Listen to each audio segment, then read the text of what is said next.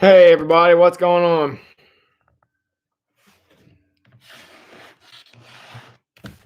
Well, it was a beautiful day outside, no doubt about it.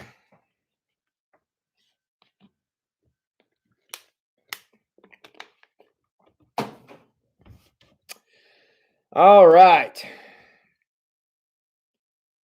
Where's everybody gone? We're down to 9. Where's everybody? So, hey Amy, congratulations on the first comment tonight. Scott went for a walk. That's good. And it was a good day for a walk too. Hi Linda. Dave Jessen, how you doing? Let's see here. Deb, still in Berlin. I hope you guys are having a good time down. Rained? Did it rain down there? Hasn't been much rain here today. It's been pretty nice actually. Hey Teresa, hey Jess, and Jess got the book. Very good. We're going to page 51 if you want to come join us. Angie Myers, hi everyone. Beautiful day, just what I needed. Feeling kind of down earlier this week with the rain and cool weather. Yeah, it was depressing. Phase 10 under an old crabapple tree. Isn't that a song? Played Phase 10 under the old crabapple tree. It just seems like a song. Scott, it's a good day for that. Joyce, good evening all. A friend took me to Lima today to buy flowers. Hope to do some planting tomorrow if Nia allows it. Hey, looks like I have a nice day for that too, Joyce. Hey, Miriam. Yeah, you guys are passing any cereal out to any strangers here today? Doug and Margie, how you guys doing? From Loveland, Ohio. Very nice. Crystal Dove, who was in the building about 5 minutes ago, is now online with us. The Bowmans are here, and Suze is here. So we'll give everybody else a chance to get on here. Turn my phone off.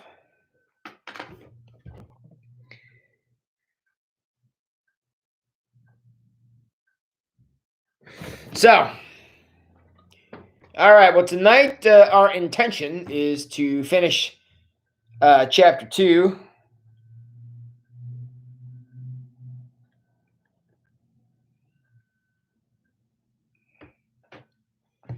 And hopefully get a few more people to come out here tonight. So, hey, Tim and Candy are in the house, loud and proud. Very good.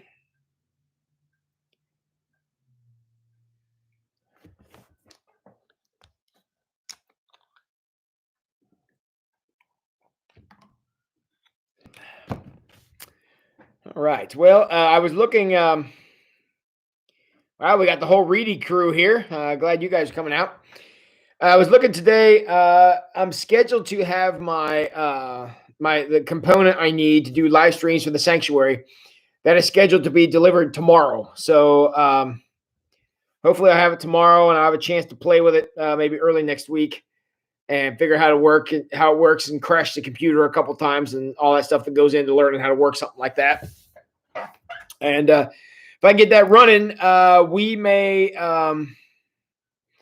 have a couple of special opportunities next week. I'm not sure, but we may go to a hybrid experience to possibly have either you can join us in the sanctuary if you would like, or you can be online because we'll be able to live stream from down there. So that's what we're looking for next week. Again, I'll have more information about that if that works out. But I just want you guys to be thinking about that because there's an opportunity here. So feed the hungry, yes, yeah. And I am usually hungry. Suze is correct about that. And life is too short. Live life to its fullest. Amy, it sounds like a Nike commercial, but that'll work. And hope Wes is doing okay. Okay, Scott and Jan, I hope Wes is doing okay.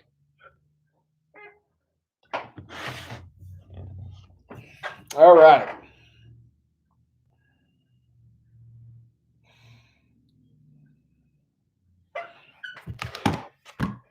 All right. Well, you guys ready to make some comments and have some discussion and be a part of what's going on here? We are going to, as I said before, page 51. Page 51. If you want to follow along, that's where we're going to be. So, hi, Linda. Did you get a book today? Oh, you even got the book and delivered it. Fantastic. So I got confirmation that the book was delivered. So I'm glad you guys got it. So excellent. So to Marge and Linda, who have brand new books tonight, we're going to page 51. And to Jess Mack, who also is got a new book. That's where we are. Wes said, "Thanks for the prayers. He's okay. Kids bounce, adults break." That's I've been learning all about that. So, all right, good deal. Well, to kind of pick up where we were last night, we were talking about how to, when you believe in God, but you're ashamed of your past. That's kind of where we started, and that's where we're going to pick up here tonight.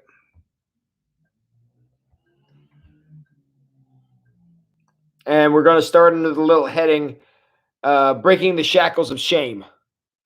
So you can see that there on page 51. All right, so the very first sentence, let's jump in right there.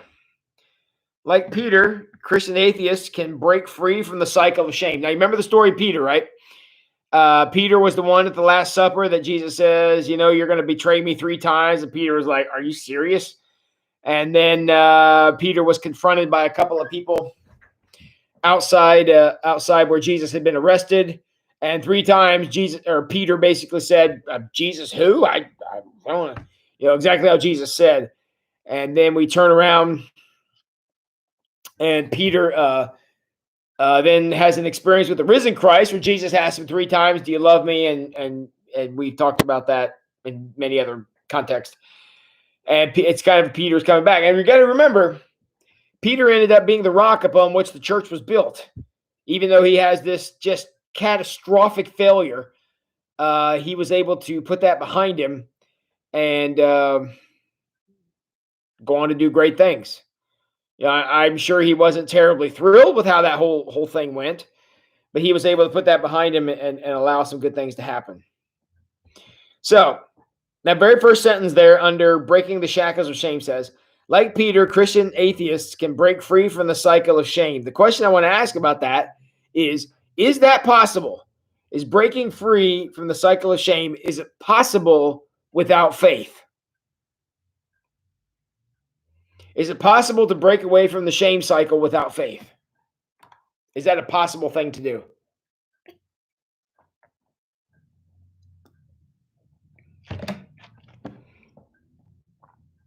Is it possible to break the shame cycle without faith?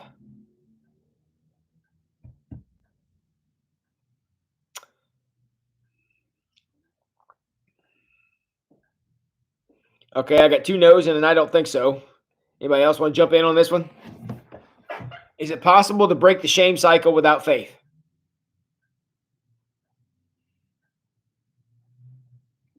I mean, obviously you can't. Why? Because in order to break something as powerful as shame, you got to break it with something. It would be like, breaking down a door with your head or something. It just doesn't work. In order to take on something as powerful as shame, and we talked at length last night about how strong of an experience shame can be and what a horrendous weapon shame can be to use against you. So in order to break something that powerful, you got to have a weapon to use. Oh no, are you serious, Linda? There's no heading on page 51 that says breaking the shackles of shame.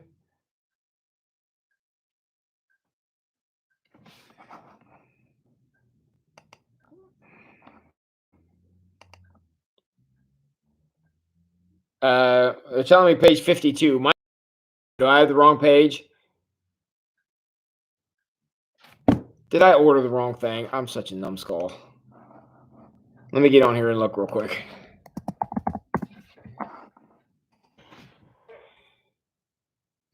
Okay. So, yeah, maybe you have no conscience or moral compass because you got to have something in order to be able to deal with, the problems that we run into, to deal with the crushing nature of shame. You're going to have to, you're going to have to be able to work through some of that. And you got to work through it with something. It'd be like trying to mow your yard with no tools. You just can't do it. So that's what it takes. Wow, my internet's running super slow tonight. So there's not a heading on your page that says breaking the shackles of shame. I must have ordered the wrong book. Oh, are you serious? I'm trying to get to eBay to see what the heck I ordered.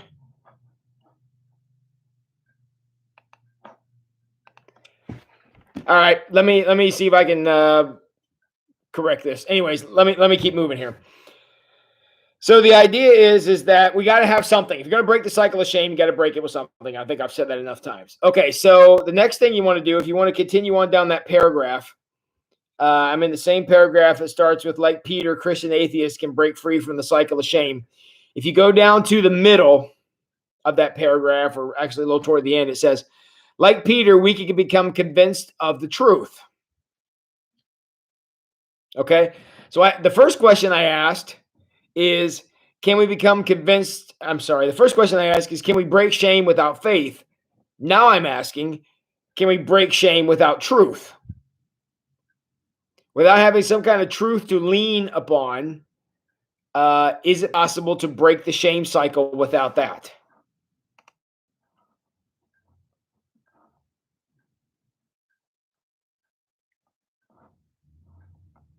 Is it possible to break the shame cycle without some kind of truth? Again, you got to have something to use against it. And if the weapon that you need to break shame is faith, then the thing you're going to have to base that faith upon is some kind of truth. You're going to have a truth of some kind of and some kind of something in order to work against it. And that's part of the problem that people run into when they're trying to get out of the shame spiral. Is they try to will their way out of it, or they try to endure their way out of it, or they try to wish their way out of it. That doesn't work. You've got to have some kind of something to come back on to get you out of that cycle. Faith and truth are the only two things that work. The rest of the stuff, it's ineffective. Willpower will not break shame. Deciding that you're over it will not break shame. It won't happen. So that's what we all need to watch out for.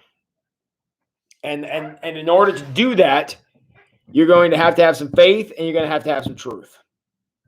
So, yeah, you're just deluding yourself. What you're doing without truth, as Tim says, is you're just trying to talk yourself out of shame. I can promise you that never works. It's the same as trying to talk yourself out of, being sick, or talk yourself out of a broken bone. You can try everything you want. You're not going to be able to convince that bone to be unbroken. Same way is you're not going to be able to talk yourself out of feeling shame. If Satan has instilled that shame in you, and that shame is working and making things happen, you're going to have something to break that. And if you don't have anything to break that, it won't stop, because it can be pretty insidious. So, all right. So if you skip down 2 paragraphs from there, I'm on page 52 now. The first paragraph says, the first step to overcoming shame is to accept that which cannot be changed. So the first step to overcoming shame is to accept that which cannot be changed. Is that easy to do? Is it easy to accept things that cannot be changed?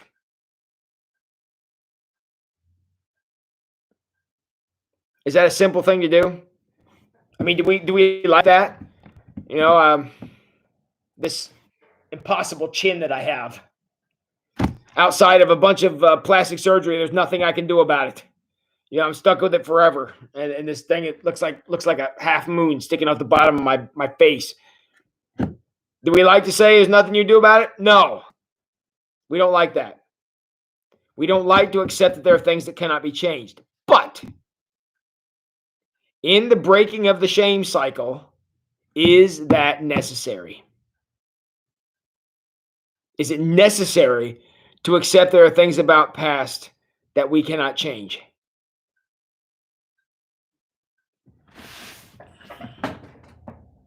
Is that a necessary step to be able to say,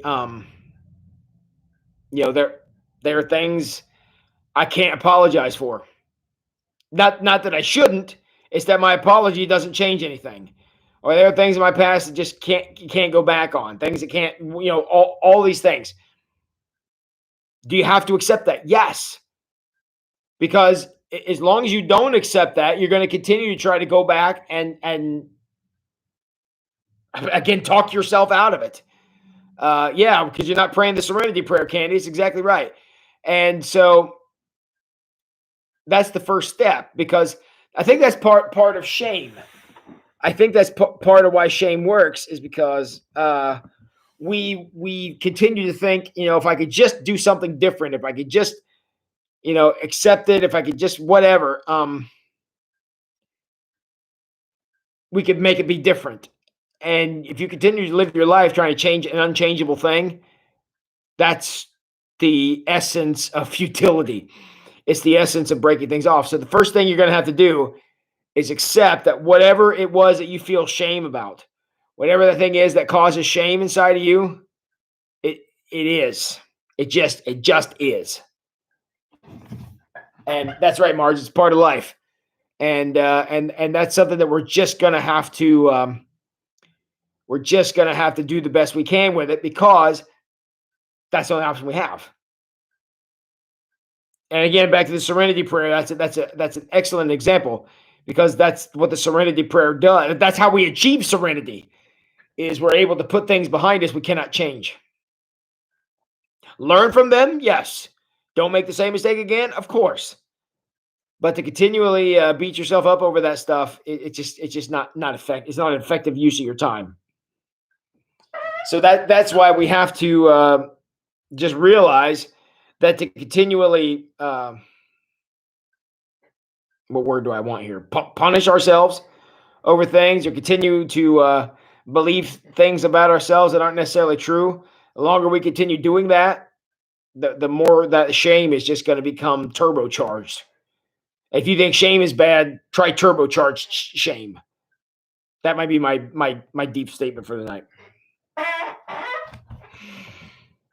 Okay, so we go on here to talk about King David, who made a pretty incredible mistake of his own. He murdered his friend, stole his wife after he got her pregnant, and all this stuff. It's crazy. And then finally, the prophet Nathan came in and confronted David about this. Maybe we shouldn't murder our friends and steal their wives. I'm going out on a limb here, thinking maybe that's not something we should be doing. And so David then realizes why it took Nathan to point this out to him. I have no idea.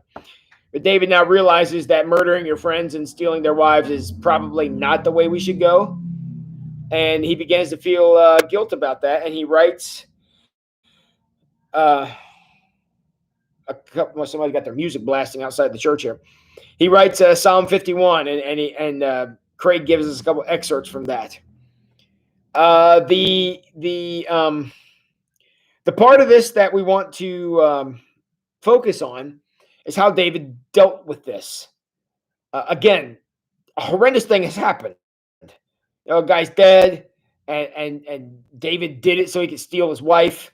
And I mean, just a lot of really horrible things. So when David finally comes to terms with that, which, I mean, I think we all could admit is a pretty good sized thing to come to terms with. It says here, and I'm down on page 52 still. It said, David didn't try to pretend he was innocent. Good advice there. A lot of times we hear, when people get caught or busted, whatever, they try to talk themselves out of being guilty. Look, we've all done that one. And but David doesn't try to do that. He's like, look, I know it's no kind of understatement to say I probably shouldn't have done this, and I'm very sorry, and I made a mistake. I mean, something we just don't hear anymore. So instead of trying to proclaim innocence, he was honest. Okay, that's one side. On the other side, though, David also didn't allow the guilt to the guilt trap to rob him or God of the joy of a life redeemed and restored.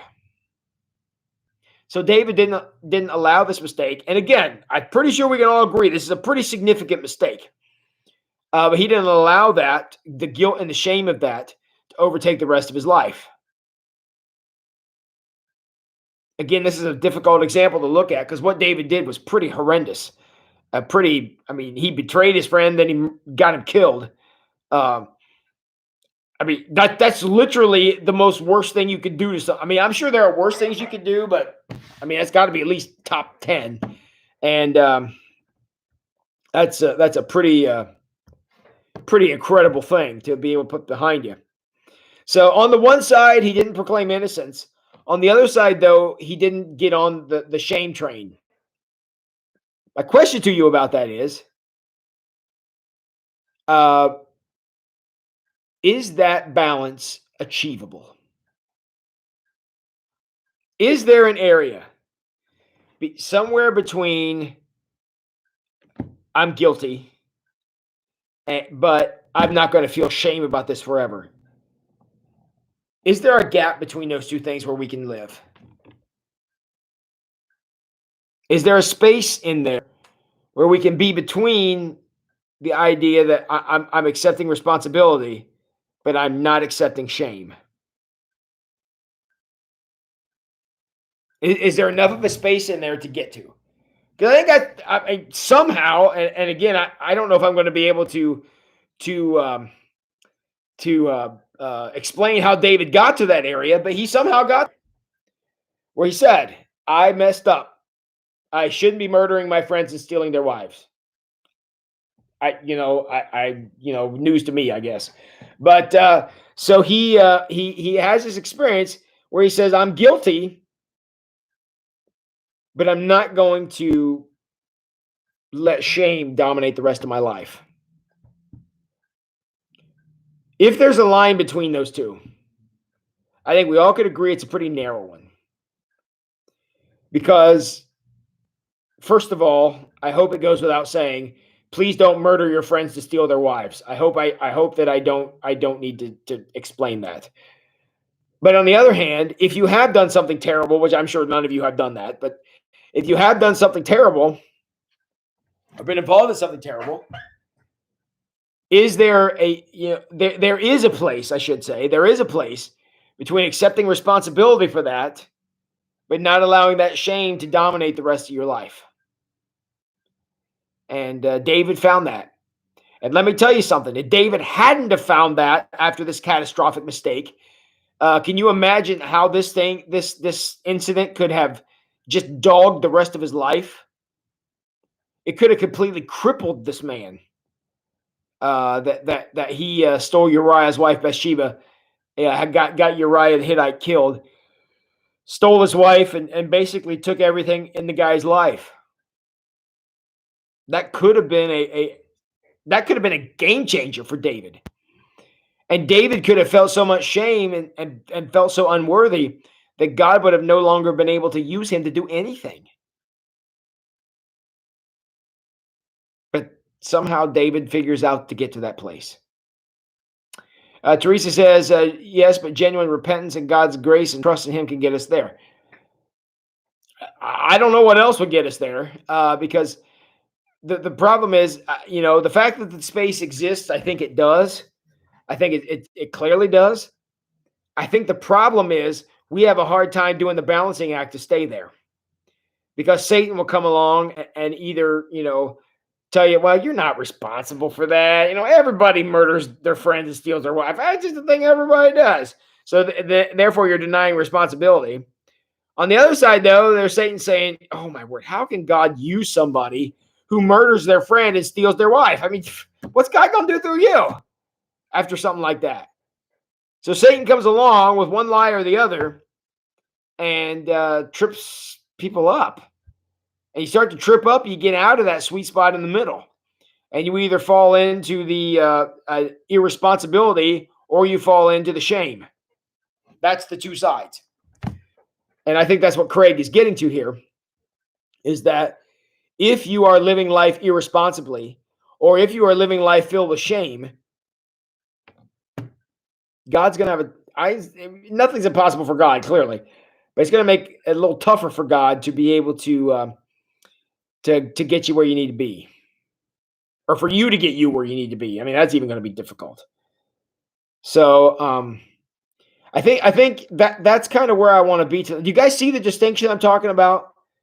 How there's an area in the middle where you can both be responsible and not feel shame. But if you fall too far on the responsibility side, you become irresponsible. But if you fall too much on the shame side, you become ashamed. There's got to be a place in the middle. And if we fail to get there, Satan's got his teeth sunk in us. And we all know that's what he likes to do. So as you're thinking back on things that have happened in your life, if they make you feel irresponsible, if you to this day are saying, that wasn't my fault, I didn't do that, and you know you did, I'm not saying you have to go make a full confession and go to jail. I don't mean that. But you need to stop telling yourself that you're not responsible, because there's no lessons learned in that. However, if you also have something going on back there that to this day you feel ultra responsible for, and it just drains all the energy from your life, because all you want to do is go back and make right what happened, that shame is also just as crippling as the irresponsibility is. I mean, basically, when you fall off of that sweet spot, you land in the same place. And what is that place? It is a place where you are less likely to be able to be used by God. So that's why we want to stay in the place between there. God struggles to use irresponsible people. He also, and I think that one we see. I think most of us understand that. But on the other side, God has a hard time using people who have so much shame that all they want to do is conceal their shame. I think what the good Lord is saying, let both of those things go. And let the irresponsibility go, let the shame go. Because I got work for you to do, and I don't have time for you to be beating yourself up or patting yourself on the back, depending on which side of this issue you fell off on. Y'all with me? Making sense? I'm not getting many comments out of you tonight, so I don't know if you're following me. You guys with me? Does that distinction make sense? How one side of it, we fall off on the irresponsible side, and the other side, we fall off on the shame side. But both of those sides result in us being in a place where it's tough for God to use us. Yes, you have to have the ability to forgive yourself, Candy, no doubt, because that can be an incredible burden to carry. Yeah. Yeah, Scott, I agree.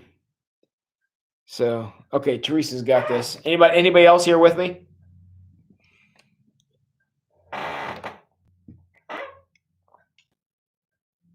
See, Marge is with me. She doesn't even have the right book, so. All right, thanks, Marcia. All right, Christina, you guys with me? All right, so with that distinction in mind, let's continue walking through Craig's discussion here. Okay, the Moran's got it. Ange got it. Okay. Find the balance. Yep. All right. Hey, Eric. I haven't seen you in here yet. So, all right, good. Now, if you go on like 2 sentences after the one I was just in, it's the start. In fact, he has a 1-sentence paragraph that says this: when we hope in what God has promised, commanded, our hope is the same as certainty. When we hope in what God has promised, commanded, our hope is the same as certainty. Okay? My question I noted from this one that I want you guys to jump in the comments and answer for me is, what's the difference between a promise and a command? Now, first thought, those things don't really seem all that similar at all. But how are these two things different? What's the difference between something you're promised and something you're commanded? I know this is not as clear as some of the other things that we have compared, but that idea here that God has promised it, but He's also commanded us. He has promised us hope, but He's also commanded us to have hope. So it's not like He commanded us to do something that He didn't provide. He provided an avenue for hope. The question is whether we're going to take Him up on that, and that could be a big question. So what is the difference between something that is promised and something that is commanded?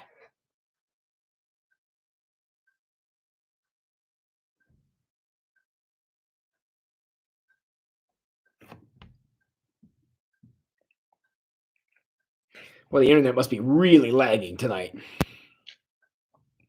What is the difference between something that has been promised and something that's been commanded? Nobody wants to venture on this one? Or is the internet lagging this bad? I'm trying to see where you guys are.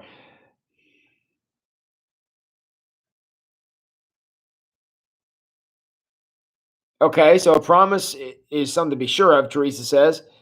A commandment speaks to authority. All right, I give you that. Tim says a promise is something you do willingly, where a command is not. That could very well be.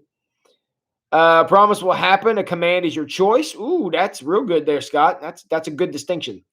A promise is something given by God. A command is something we must do given by God. Okay. Promise is a commandment. There very few promises come without some kind of command with them. Sue says a promise is something given, while command is more of a direction. Okay. Given versus ordered. I think we got it. And that's, again, an important distinction to make. We are promised grace. The Bible makes few things clearer than that. However, we are also commanded to live in response to that, meaning we're not going to carry around guilt and shame anymore. So the promise we can accept, but the command sometimes gets a little tough because we're like, the Satan continues to try to knock us off of that balance. Command is a control thing. It could be, depending on how the command is used, Kevin. Command is an order, and a promise is something that's given. Okay. And you see how that works.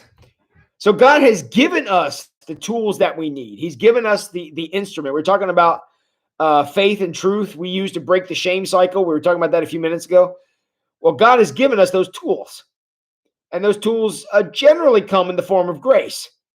And we have to use those tools effectively. In fact, we are commanded to use those tools effectively, which means if you're falling out of the balance, meaning you're falling into irresponsibility or you're falling into shame, you're not using the tools as they were commanded. You're not using the tools as they were promised. You guys see how that works? God promised to give us what we needed, but if we're not using it correctly or allowing it to work in our lives, that balance can get to be pretty darn hard to keep. And you stumble into irresponsibility or into shame, and suddenly your life is out of whack. And I think you guys are seeing that. So that's why promises are great, and we can all go through and identify standing on the promises of Christ my Lord. Y'all sung the song. You know what that is. That's great, but you're also commanded to use that. Use the promise. And sometimes we let the promise sit there. It's like God says, here's the keys to get out of shame. And we're all like, nah, no thanks. I'd rather feel guilty about this. Now, y'all laugh, but that's what we do, isn't it? If you're carrying around burdens now, and you're carrying around shame, and you're just swimming in shame, when God is saying, I'd really like to let you out of that, but we refuse to go, we're accepting the promise and denying the command. Does that make sense? Does that make sense? That we can accept the premise, we can accept the promise, but not follow through on the command, which honestly makes the promise not quite as powerful as it once was.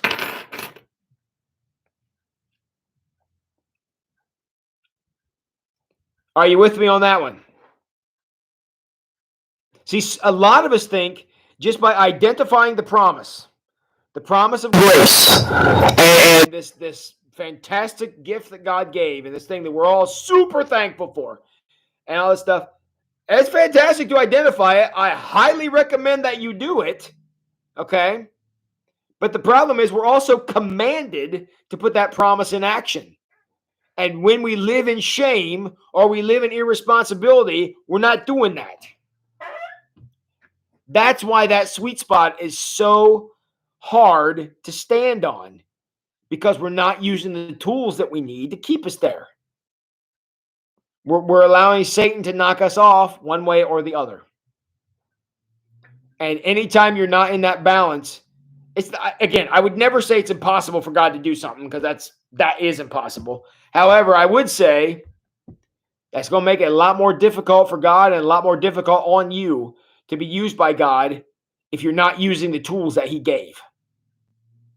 Okay, here's my example. This key right here. Y'all see this key? This key, if I take it down and stick it in the sanctuary door and turn it, it will let me in. So suppose one of you came to my office one day and said, "Hey, Pastor Tim, I left my coat in the sanctuary. Can I go down and get it?" And I say, "Sure." I say, "Here, take this key down and it'll get you in the door." And you come back and you give me my key back and you got your coat and you say thank you and you leave. I say, "Okay, have a good day." And an hour later, I need to go down to the sanctuary for something. And I go down and realize you kicked the door in. What am I going to say? I'm going to say, "What the heck did I give you the key for? If you're just going to kick the door in, what'd you need the key for?" And I think a lot of times God runs into that same problem. We keep banging our head against this shame when God's saying, "Remember this? Remember this thing I tried to give you? I don't understand why you're not using it. I handed it to you. I paid a great price so you can have it. And you're still just insisting on carrying this around. I don't understand." Use the key. I'm offering it to you. Here it is. Take it. And yet we allow shame and irresponsibility to rule the day for no apparent reason. That's what Craig is getting at. All those tools are there. They exist. And they're in your hand. And we just won't put the key in the lock and turn it. That's the problem. And let me tell you something. If I come in and find out that any of you kicked in the door of the sanctuary, I'm going to be kicking something too, just so as you know. All right. I think I made my point there. Y'all with me? Everybody with me?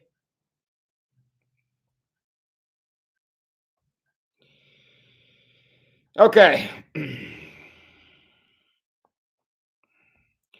All right. Craig goes on to tell a story here of, he's got some horrible stories in this book. Good grief. A story about a time when he was the president of the Christian fraternity, and he had a little brother, which any of you, I was never in a fraternity, but I've heard that that's kind of how they do it, is they have mentors and something like that. But so he had a little brother, and Craig also had a girlfriend, and for some reason one night while they're at a party, this sentence, why am I even saying this sentence? His little brother's girlfriend came on to him, and because he got drunk, he did things with her he shouldn't have done. And I'm like, oh my word. So the question I want to put to you, I'm on page 53 if you want to join me. There's a paragraph there that starts with, "Just before surrendering my life to Christ in college, I made a bad decision." I'm in that paragraph. About halfway down, there's a sentence that says, and I want you to listen real close to the sentence. "One night at a party when he was out of town, his girlfriend made advances toward me." One night at a party when he was out of town, his girlfriend made advances toward me. Now, I'm not disputing that happened. I'm not. Okay, I'm going to take that sentence at face value. And to Craig's credit, he doesn't allow this to. It doesn't allow this sentence to excuse him. If he does, if he says, "Well, she left me alone," I'd have been fine. If he says that, he falls off on the irresponsibility side. Okay? See how that works? Because he claims no responsibility. If she left me alone, man, she was really gorgeous. And if she left me alone, I wouldn't have a problem. But she just kept coming on to me and whatever. He falls off on the irresponsibility side if he allows it to happen. Now, if after this whole thing blows up, as things like this always do, and he said, and it goes the other way, where he says, "Oh, how can I ever face these guys again? How can I ever be a part of this again?" Now he's falling off on the shame side. And I think just like David, I mean, he didn't murder anybody, but honestly, minus the murder, it's just as bad as what David did. I mean, I'm glad no one died. Okay, don't get me wrong, but it's pretty bad. My question is to you, and you don't have to answer. This is rhetorical. Does this detail change anything? Does the detail that she, in his mind, made the first move instead of him coming on to her for, whatever, does that change anything? And let me tell you something. The answer is no. Changes nothing. And the reason it doesn't change anything is if it does change anything, you are automatically that sweet spot in the middle, that balancing act, the thing you're balancing on gets smaller and smaller. Because the reason it gets smaller is if this does change anything, it only changes one of two outcomes. It either says it wasn't my fault because she was too much to resist, or it says I'm a low down, dirty scoundrel and I can't be trusted around anybody's girlfriend or wife. That's why this can't change anything. This mistake that Craig makes here, for those of you who were able to read the book, this mistake was Craig's mistake. And as much as he would like to change it, he can't. And so what we need to see is this detail, and I'm not even sure why he includes this, but it kind of jumped off the page at me. And to his credit, again, he doesn't try to excuse anything. He doesn't put any of the burden on her. But we need to be careful because that's a very easy way, very quick way to start excusing bad behavior. Is when you start saying, well, she left me alone, or, oh my word, I'm a predator. Which, let's be honest, our world today, that's how they would have painted him. He would have been a predator. And, the Me Too movement and everything else would have just crucified the guy. So you can see here he's in quite a conundrum. But it doesn't change the overall result of what happened. Okay? So after he realized the, again, catastrophic mistake that he'd made, if you skip over page 54, it says, with the help of a wise friend, I realized that although I couldn't undo what I'd done, I could do right things from that point forward. Okay, I'm in that paragraph. So he went out to make restitution for something that, let's be real honest here, you can't make up for. There are 4 people involved in this situation. Him and his girlfriend and his little brother and his girlfriend, all 4 of them got hurt, including Craig. Now he may bear a little more responsibility here, but everybody got hurt. I mean, he's going to eventually tell us that these relationships were patched up. I'm going to be honest. I find that a little hard to believe, but maybe they were. But it says there in the second sentence, he says, my attempt at restitution started with several genuine apologies. Started with several genuine apologies. This is a very interesting thing. I can remember, I don't know how many of you knew this. In a previous life, I worked in the foster care system. I didn't work professionally. We had foster kids in our house and lived with foster kids. And we had one girl who was difficult. And she would have meltdowns. She would have blow-ups. She would have just every hour it was something else. I mean, she really struggled. She tried hard. And but the one thing that she would always do that I never understood is after one of these episodes, she would say she was sorry and expect that just to fix everything. Well, I said I was sorry. And I mean, honestly, sometimes I thought she might have actually meant it. Not every time, but some of the time. And when we were like, well, okay, I'm glad you're sorry, but I still don't trust you because I don't know which one of you we're going to get, the sweet one or the one I think is going to knife somebody. And that, it was something that I struggled with. because she couldn't understand why her apology didn't cover everything. Now, part of the problem was she had to apologize multiple times every single day.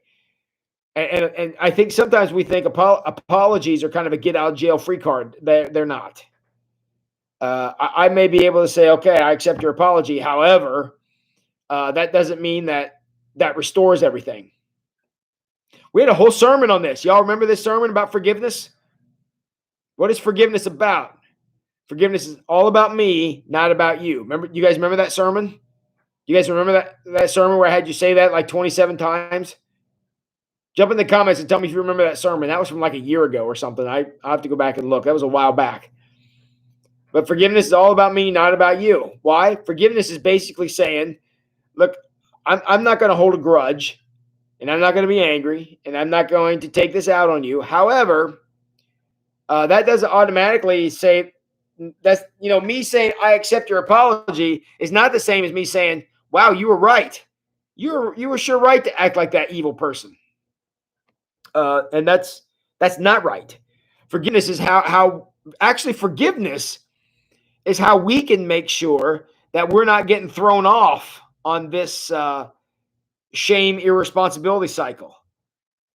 Forgiveness is saying I'm going to cut this baggage. I'm going to cut this dead weight and allow it to fall away. And sometimes that's hard to do. But if we don't do it, achieving that balance in life where God can use us the most effectively gets to be real difficult. So my question is about this. When he says, my attempt at restitution started with several genuine apologies, I want you to think about this. A genuine apology. Never, ever, ever mistake a genuine apology for a solution. It's not. Okay? It may be the first step in a solution, but it's not the solution. Apologies are good. We should all apologize whenever we should apologize. I mean, when we should say that we're sorry. And we should say that we didn't mean for that to happen. We should be able to explain ourselves and whatever. Yes, we should be doing all that. And sometimes, if it's something minor and something you clearly didn't mean to happen, it was an accident, you say you're sorry. I mean, that stuff should go away. But if it's something that, like I don't know, you murdered somebody to steal their wife, like David did, that's something that just saying you're sorry is probably not going to get it. And that's kind of what Nathan said too. Nathan the prophet. And when Nathan the prophet came through, actually the child that David and Bathsheba had died, as to make sure David understood that was never to happen again. So don't be under the misconception that saying you're sorry automatically fixes everything, because it doesn't. And you're not doing yourself any favors by thinking that sorry is some kind of magic word. That just makes everything hunky-dory, because it doesn't.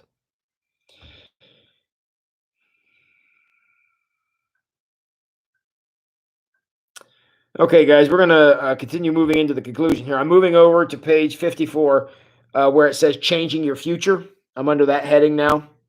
The very first sentence there says, once we accept the unchangeable past, we must embrace that God can change our future. If you want my personal and unsolicited opinion, this sentence is what this chapter is about. You see, one of the biggest problems with dragging a very heavy and oppressive past along with you, one of the biggest problems with that is that it makes our future compromised. We are compromising our future because of the past. I mean, if that's not what shame does, then I'm going to need you to explain to me what shame actually does do, because to me, that's what it looks like. Shame is the experience of compromising our future because of the past. That's the last thing God wants for us. Don't compromise your future over your past. Don't allow your past to inspire you to do, say, or decide things that's going to compromise your future. Had a rough day at work? Make a better choice than getting drunk. Had a fight with your spouse? Make a better choice than just storm out and not talk. Because those kind of shameful reactions or those kind of irresponsible reactions can compromise your future. And let me tell you something. As bad as your past can be, you don't want that to have a bearing on your future, not any more than it has to. And shame and irresponsibility can compromise a future faster than just about anything else. That's why walking that balance between irresponsibility and shame is so important. Because if you don't, it is your future that's going to suffer. That's why Satan loves piling on the shame. Because, irresponsibility and shame both have the same results. They compromise your future. If you're being irresponsible today and not taking responsibility for things that happen, that's compromising your future.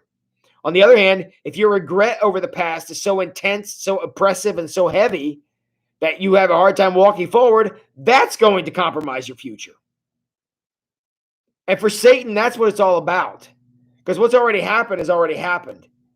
What he wants is to compromise what might happen, what hasn't happened yet. He wants to rewrite the conclusion to your story. We're going to talk about that on Sunday. Conclusion is going to be our sermon topic and how important conclusions are. And that's the one thing that Satan wants to compromise and or destroy is your conclusion. He wants things to conclude poorly.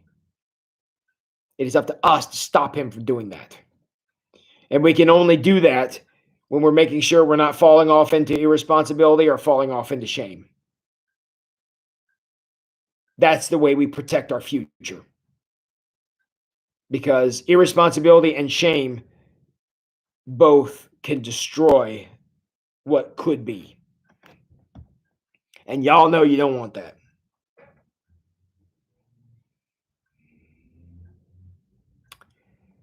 All right, he goes into a little section here then talking about Rebecca, who had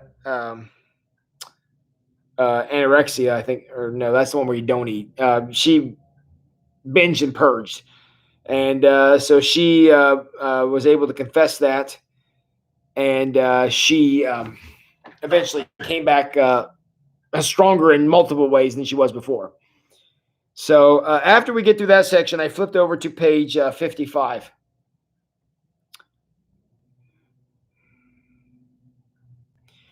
One of the things that he gets to finally, and this speaks to not compromising your future through irresponsibility or shame.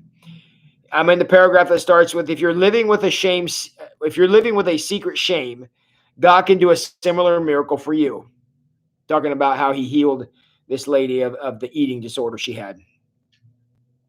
And when he does, we can be even better than new. My question for you, and we only got a few minutes left, so this may be my last question of the night. My question for the 32 of you who are here. How can working through a mistake in a healthy way, meaning we don't slide off into irresponsibility and we don't slide off into shame, how can learning to navigate making mistakes in that way, how can that make us even better than what we were before? Bulimia. Thanks, Candy. I couldn't remember the name of it. How does learning to work through mistakes? Because look, mistakes is part of being human. Small mistakes, big mistakes, catastrophic mistakes, we make them all. How does learning to work through those mistakes in a healthy way, how does that make us into a better person? How can that secure a better future for us? By learning how to work through a mistake in a healthy way.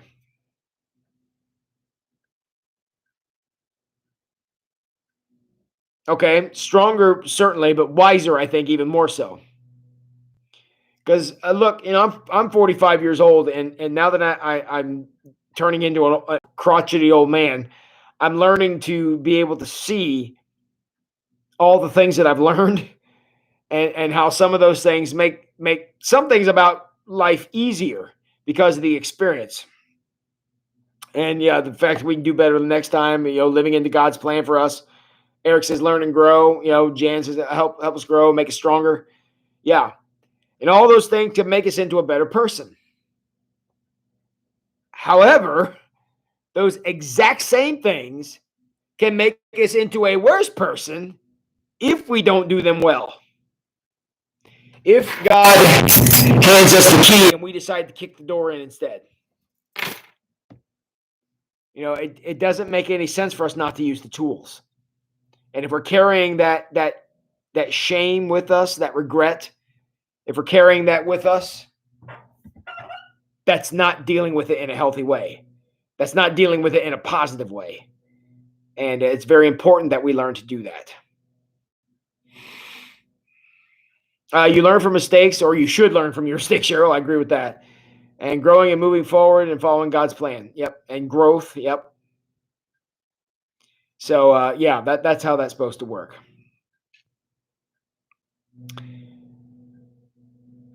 All right, my friends. We have successfully navigated to the end of chapter 2. Tomorrow night, we will embark on chapter 3. Chapter 3 is going to be when you believe in God but aren't sure that he loves you. And that's going to be our topic for the next 2 days. And we'll have some discussions and things around that. So I hope you all are able to be here. I do have a couple of notes I want to give you. Oh, we got people still commenting here. Hey, Kevin, you have faith in yourself and God's guidance. Experience can help us learn that. And Eric says, we're in control, but we need to keep God to keep us in the right direction. Yes. We need God to set some parameters and set some direction, and that's going to essentially save us from ourselves. And by the way, today is Teresa Bitter's birthday. Is that true? Do we have a Teresa Bitter's birthday in here today? Happy birthday, Teresa. What is that going to be? 29? So I don't look 45. What, I look 75? So yeah, sometimes I feel that old. So thank you, Jan. I'm glad you're enjoying the study, and certainly happy birthday to you, Teresa. So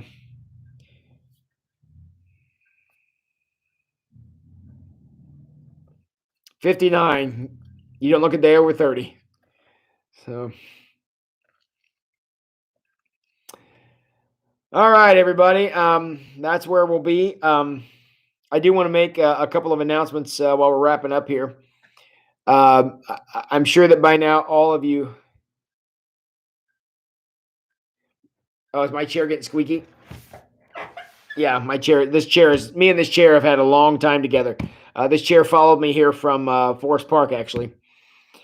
This study is spot on and hitting me right on the nose. Well, if I'm going to hit you, that's where I'm aiming for. So I look 74 and holding. Yep, I think I'm going to hold at 74. I think that's my plan. So, okay, now my announcements. I do have a couple of things. Teresa, you're welcome. Okay, I got a couple of things. I got to get serious with you here for just a second. I'm sure that by now all of you have heard about Shelby Jacobs. Shelby Jacobs did pass away today, and I'm sorry for any of you who didn't know that yet. So we are having after the Awaken service on Sunday. The Awaken service is going to be in the parking lot. We're actually having a time for kids, students from the school, because Shelby was a sophomore. We're having times for the kids to come and gather here at the church. They're going to be in the sanctuary, and grief work things are going to be here to work with them, and Phil and I will be here and stuff. So please keep the community in your prayers. I mean, losing a kid is the worst. It's just awful. And pray for the Jacobs family. They're understandably devastated. And there's just a lot we're going to have to do. We're going to have to plan a funeral and all that stuff. So just keep the Jacobs family in your prayers. My heart just absolutely breaks for them. And I knew Shelby from youth group, and just always a smiling kid, always had a smile on her face, saying something funny or whatever. And it sucks. So anyways, just keep the Jenkins family in your prayers, and we're going to be walking that together over the next I don't know how long. So, anyways, just pray for that because after service on Sunday, we're going to be here with any of the high schoolers who want to stop by and talk with grief counselors and things like that, and see if we can help everybody come to terms with this because this is awful. So. And so, all right. On that really positive note, I just wanted you all to know that's going to be happening, and it'll be after church on Sunday, and I'll be praying for that. Um, Planning to have services on Sunday. First Light will show up online sometime tomorrow. Kurt has all the pieces to that, and we'll be editing that tomorrow and hopefully upload. So I'll be sending out a link to that tomorrow at some point. And then Awaken is going to be in the parking lot. Looks to be a beautiful weekend. So we'll be out in the parking lot. Again, don't let that keep you away. Please come out to that. We've had plenty of space the last 2 weeks for people to come and park and be a part of what's going on. We'll be finishing up Ruth with our final C of God's plan. The final letter C is going to be conclusion. And we're going to talk about that on Sunday and talk about the conclusion to Ruth and Boaz's story, which is pretty good one that I'm sure y'all think you know what it is, but there may be a tad more to it than you realized. I found a very interesting, very small biblical tidbit that kind of fell into my lap earlier today. And we'll be talking about that a little bit tomorrow or Sunday as we talk about conclusion. So hope that you all will come out for that. Join us for First Light online or join us in the parking lot for Awaken. So, all right. Anybody got anything more for the good of the order?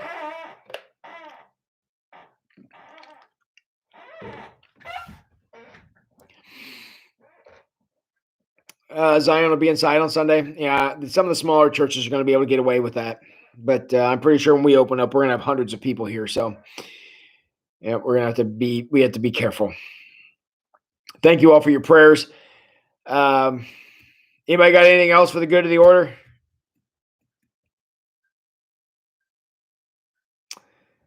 Well, as always, my friends, you honor me with your presence. It's Friday, Memorial Day weekend, and here you guys all are to spend your evening with me, and I'm so honored. So thank you for being here. I love you all very much. Thank you for sharing your night with me.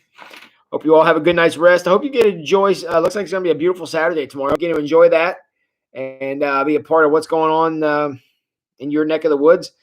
And get to enjoy some outside and some cookouts and whatever that is. So yes, Miriam, you're welcome. Thank you all for a wonderful conversation tonight. Thank you, Amy.